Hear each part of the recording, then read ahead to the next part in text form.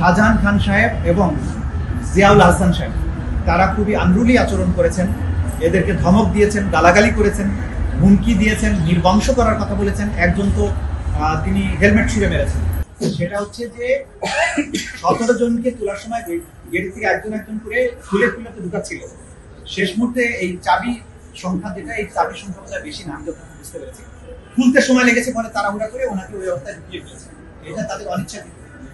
কোর্টরুমের মধ্যে কাউকে হ্যান্ডকাপ করানো আর নির্দেশনাও নেই এবং তারাও এটা করবেন না। সেটা যেটা হয়েছে তাড়াহুড়ো করে একসাথে ঢোকা থেকে তুলতে সময় পান, সেই কারণে হয়েছে। এবং এইটা হ্যান্ডকাপ করানো বা না করানো এটা প্রফেশনাল বিষয় না। যেটা বিষয় হচ্ছে জেল কোড অনুযায়ী আসামিকে আদালতে কিভাবে উপস্থিত করা হবে হবে না, এটা জেল অথরিটি নির্ধারণ করার ক্ষমতা রাখে।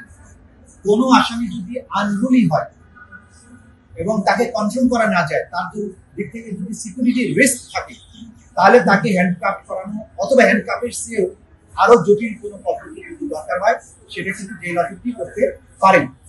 আজকে যেটা হয়েছে, যেটা এখানকার দায়িত্বরত আমাদের আইন শৃঙ্খলা রক্ষাকারী বাহিনী, তারা রিপোর্ট যেটা দিয়েছেন ট্রাইব্যুনালের সামনে দিয়েছেন বা আমাদের কাছে জানিয়েছেন যে কয়েকজন আসামি, বিশেষ করে হাসানুল হক ইনু সাহেব, শাহজাহান খান সাহেব এবং জিয়াউল হাসান সাহেব তারা খুবই আনরুলি আচরণ করেছেন।